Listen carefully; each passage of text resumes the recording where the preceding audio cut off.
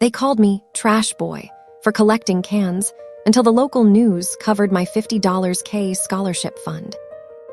They laughed when I rode my bike through the neighborhood with trash bags full of aluminum cans rattling behind me. Trash Boy, they called me, the nickname echoing across the high school cafeteria, whispered in hallways, shouted from car windows as classmates drove past. For 3 years, I endured the mockery while I collected cans from dumpsters, recycling bins, and roadsides, saving every penny from the redemption center. They assumed I was poor, desperate, maybe even homeless. What they didn't know was that every can I collected brought me closer to a goal bigger than myself. While they posted photos of new cars and expensive sneakers, I was building something that would outlast any material possession: a scholarship fund for kids who couldn't afford college. When the local news finally covered my story, revealing I'd saved over $50,000 to help students in need, the same people who tormented me went silent. This is the story of how being called Trash Boy became the proudest title I ever earned. A grandfather's lesson. My grandfather raised me after my parents passed away when I was 10. He worked as a custodian at the local elementary school, never making much money, but he had a wealth of wisdom about dignity and purpose. He used to tell me that character isn't built in moments of comfort. It's forged when you do what's right even when no one's watching, especially when everyone's judging. When I turned 14 and wanted to earn money, he suggested collecting recyclables. Honest work, he called it. Nothing shameful about finding value in what others throw away. I started small, just collecting cans from our neighborhood on weekends. The recycling center paid 5 cents per can in our state. At first, I saved for typical teenage things: video games, new shoes, maybe a better bike. But then I met Mrs. Patterson, a counselor at my high school, who told me about a brilliant student who couldn't attend college because his family couldn't afford it despite his perfect grades. Something shifted in me that day. I remembered how my grandfather always said education was the one investment that paid dividends forever. I decided then that every can I collected would go toward helping kids like that student, kids whose potential exceeded their financial circumstances. The routine and the ridicule. My routine became military precise. Every morning before school, I'd bike through 3 neighborhoods checking public recycling bins and collecting cans people left out. After school, I'd hit the parks, sports fields, and areas near convenience stores. Weekends meant longer routes, sometimes 15 miles, returning home with bags so full I could barely pedal. I'd sort, clean, and count everything meticulously in our garage. My grandfather helped me track it all in a ledger. Number of cans, money earned, running total toward my goal. The mockery started gradually. A few snickers when classmates saw me digging through recycling bins near school. Then someone coined the nickname Trash Boy, and it spread like wildfire. Kids would make garbage truck sounds when I walked past. They'd throw their cans on the ground in front of me, laughing, daring me to pick them up. Some took photos and videos, posting them online with cruel captions. The worst was Jason Mitchell and his friends, popular kids who drove expensive cars their parents bought them. They'd deliberately circle back to throw trash at me while I collected cans, filming my reactions. I never responded, never fought back. My grandfather taught me that their cruelty revealed their character, not mine. Still, some nights I'd lie awake wondering if I was crazy for enduring this humiliation. The small victories. Despite the harassment, I found unexpected support in unlikely places. Mr. Chen, who owned the Chinese restaurant downtown, started saving all his cans for me in clean bags behind his store. Mrs. Rodriguez, who managed the community center, let me collect from their events and even encouraged others to donate their recyclables to me. The staff at the recycling center knew me by name, occasionally rounding up my totals or giving me extra for clean, well-sorted loads. These small kindnesses sustained me more than they probably knew.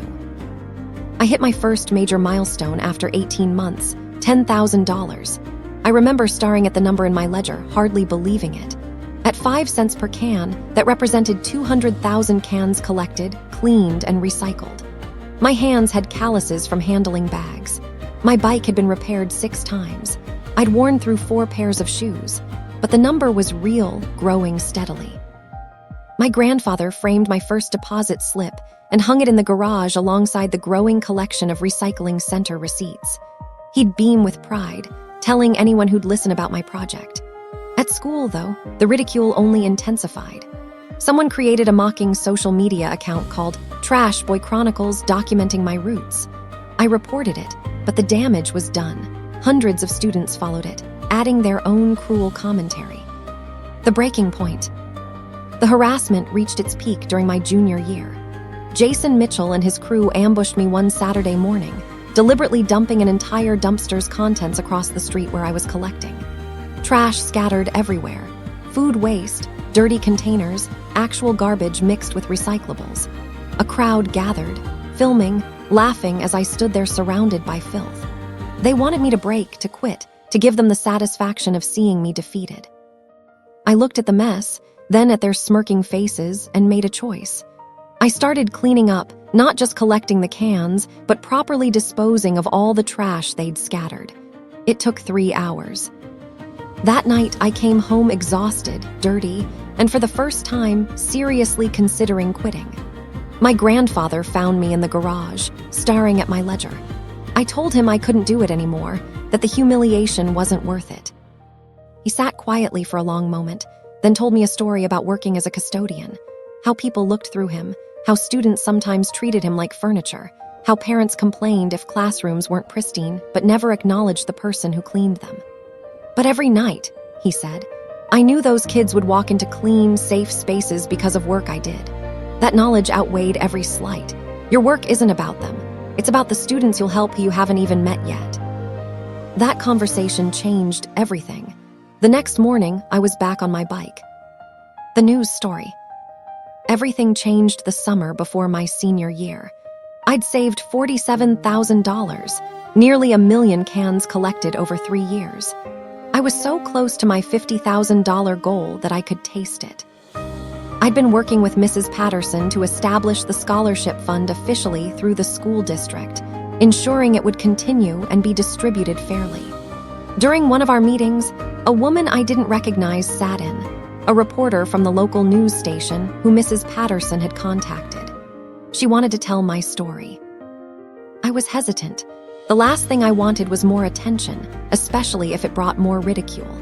But Mrs. Patterson convinced me that the story could inspire others, that it might change how people viewed both recycling and community service. I agreed to an interview. The reporter, Sarah Chen, spent a full day with me, filming my morning route, interviewing my grandfather, talking to the small business owners who supported me, even visiting the recycling center. She asked why I'd endured years of bullying for this goal. I told her the truth, because every student deserved a shot at education, and if collecting cans could give even one person that opportunity, every insult I'd endured was worth it. The broadcast. The story aired on a Thursday evening during the local news. My grandfather and I watched it together in our living room, my stomach churning with anxiety about how school would be the next day. The segment was 5 minutes long, an eternity in local news. Sarah Chen had crafted something beautiful. She highlighted the dedication, the mathematics of my effort, nearly 1 million cans, the small business owners who supported me, my grandfather's pride, and most powerfully, she interviewed the student who'd inspired my mission, now a college junior studying engineering, who said he'd always wondered if someone like him could make it. The segment ended with information about contributing to the scholarship fund and my goal of reaching $50,000. Within an hour, my grandfather's phone started ringing. Within 2 hours, the school district's donation page crashed from traffic. By the next morning, donations had poured in from across the state. $5 here, $20 there, one anonymous donation of $5,000. People dropped off bags of cans at our house. The recycling center called to say they'd collected donations specifically for my fund. In 72 hours, the fund exceeded $75,000, enough for multiple scholarships for years to come. The aftermath. Walking into school that Monday was surreal. The hallways that usually buzzed with trash boy whispers were different. Some students I'd never spoken to stopped me to say they'd seen the story and thought it was incredible. Teachers who'd overlooked me suddenly knew my name. The principal called me to his office, not for discipline, but to thank me and discuss a school-wide recycling initiative I could lead. Even some of my former tormentors approached with awkward apologies, suddenly aware that hundreds of thousands of people had seen their cruelty contextualized against my purpose. Jason Mitchell never apologized directly, but the mocking stopped. I later heard his parents, who prided themselves on community status, were mortified when they realized their son had been the primary antagonist in a story celebrating community service. The social media account mocking me was deleted. People who'd shared cruel posts quietly removed them. But the most meaningful change wasn't about vindication, it was about impact. Students I'd never met approached me with stories about their own financial struggles, thanking me for creating opportunities. Teachers shared that the scholarship fund had changed conversations about college from impossible to possible for families who'd given up hope. That's when I truly understood what my grandfather meant about work that outlasts the difficulty of doing it. Beyond the goal, I graduated high school with the scholarship fund fully established and growing. The local story had sparked something unexpected, a regional movement of students starting their own collection initiatives for various causes. My grandfather attended my graduation, frailer than before but beaming with pride as they announced the first scholarship recipients at the ceremony. 3 students received funding that year, including a young woman from a family experiencing homelessness who'd been accepted to the state university with a full academic load. When she hugged me after the ceremony, crying with relief that she could actually attend college, I understood with perfect clarity why every cruel comment, every humiliating moment had been worth enduring. I continued collecting through college, attending community college while working and maintaining smaller routes, adding to the fund each year. The nickname Trash Boy followed me, but its meaning had transformed. What started as mockery became a badge of honor, shorthand for someone who sees value where others see waste, who persists when others quit, who builds something meaningful from what society discards. My grandfather passed away during my sophomore year of college. At his funeral, dozens of people, former students, colleagues, community members, shared stories of his quiet dignity and service. I realized I'd been collecting more than cans those years. I'd been collecting his lessons about character, purpose, and the kind of wealth that can't be measured in bank accounts. The value of being underestimated. Looking back, being called Trash Boy was the best thing that could have happened to me, not because the cruelty didn't hurt, but because it revealed exactly who I was when stripped of social approval. Those years taught me that the most meaningful work often happens in the margins, unnoticed and undervalued, until suddenly it isn't. The people who mocked me revealed their own emptiness. They measured worth in appearances and possessions, while I was building something that would help people long after high school status hierarchies became meaningless memories. The scholarship fund still operates today, expanded beyond my original contributions through community donations and partnerships with local businesses. It's awarded over $300,000 to date, helping dozens of students access education they otherwise couldn't afford.